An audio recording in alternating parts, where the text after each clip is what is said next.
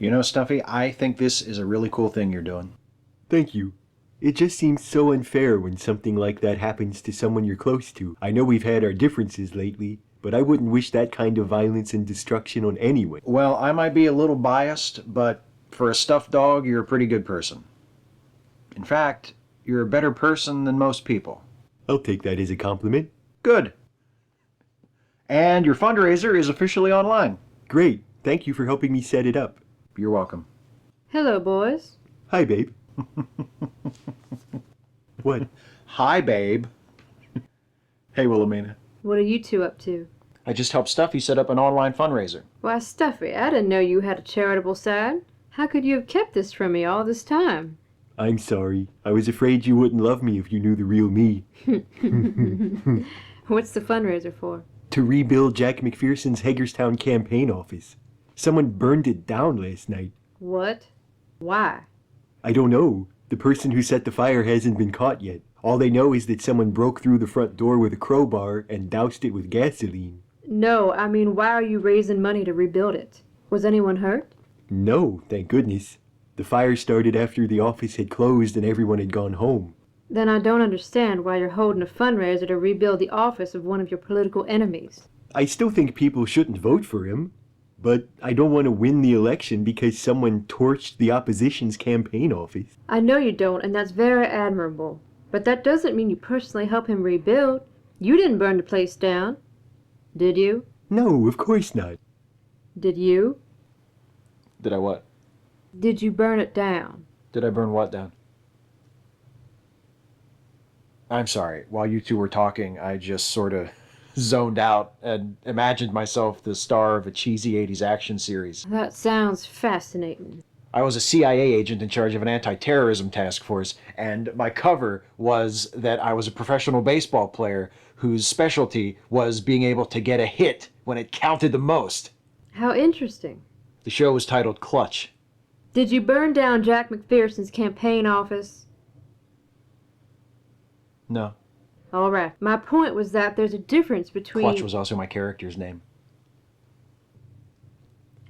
My point was, there's a difference between not wishing harm on someone and spending your own time, money, and effort to help an opposing campaign recover from a setback you had nothing to do with. I know what you're saying, but there's so much partisanship this time, and things are so tense between me and Jack since he pledged to end federal subsidies for food charities, which is an awful thing to propose, I know, but he's still my friend. I just want to help him. Of course you do. You're a good friend. But you can help him in ways that won't help his campaign. Besides, think of the money that you're going to raise to help him rebuild after this fire. Aren't there so many other, better places that money could be going? Like homeless shelters? Or domestic violence centers? Or the Mid-Atlantic Food Bank? I didn't catch that last one. It doesn't matter anyway. You can all keep your bloody money. I don't need it and I wouldn't take it if I did. Jack, I'm so sorry about what happened. Have you spoken to your staff at the office? Is everyone okay? You can take your phony sympathy and shove it up your shithole, you traitorous bastard. If you care so much, why aren't you supporting me, eh? Why are you and your bloody feline mutt making commercials telling people not to vote for me? Excuse me, but my name is Willameana. You don't call me a mutt, and I won't call you a wino, deal? I'm not a wino, I'm a tub thumper, so get your facts right. Jack, I've explained already why I can't vote for you, and ever since we started fighting, things have only gotten worse. I saw yesterday that you came out against the Salt Miners Union. So? So you're a Democrat.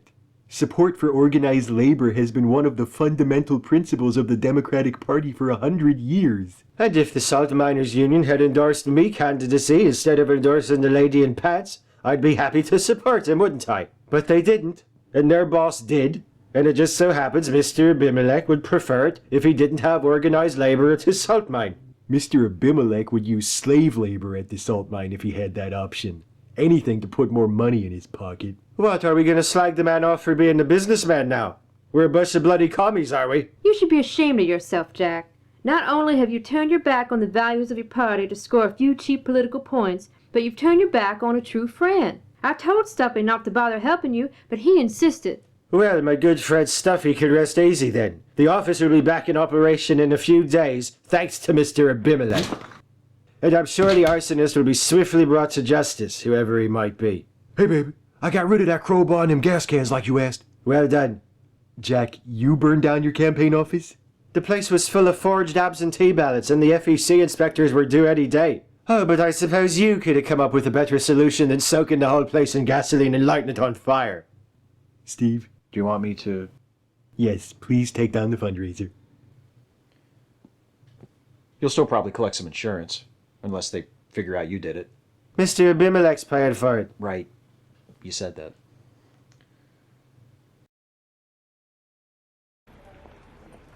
Thanks for meeting me, baby.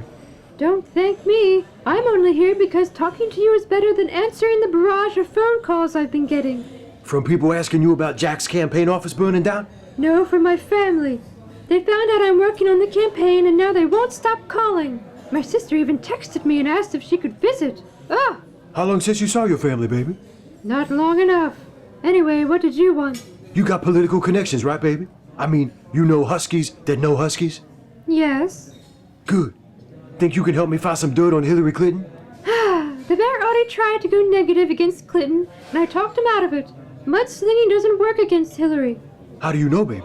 Because the Republicans have been doing it for 30 years, and today she's a former senator, former secretary of state, and a few weeks away from being elected president. She's indestructible. Right, but what if I didn't want to destroy her, just come up with something she didn't want anybody else to know about?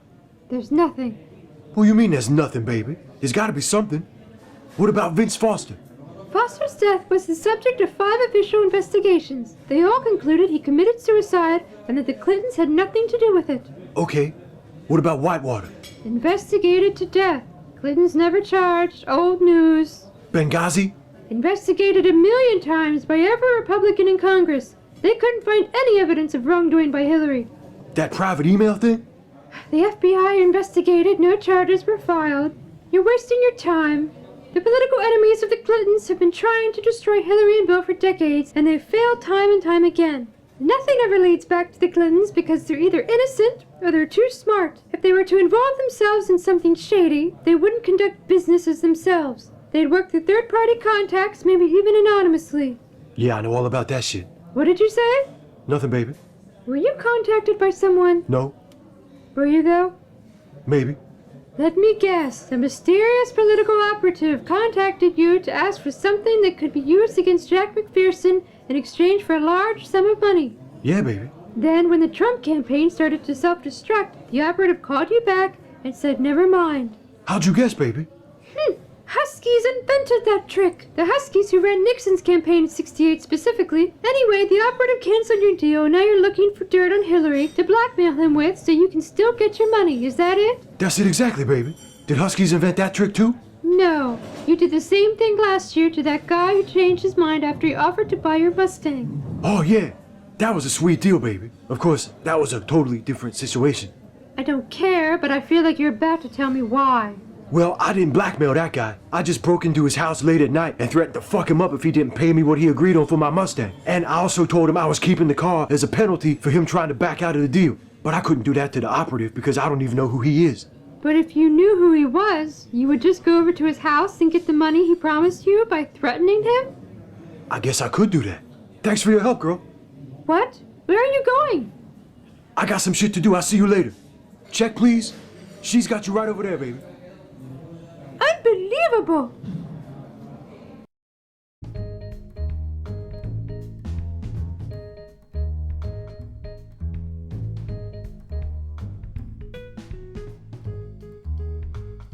Hey folks, thanks for watching. Hope you enjoyed this one. If you did, please like, share, and subscribe. And also, please consider helping us to make more videos like this one by supporting this channel through Patreon. You can go to patreon.com/Steve Shives to become a patron. Thanks for watching, and we'll see you next time.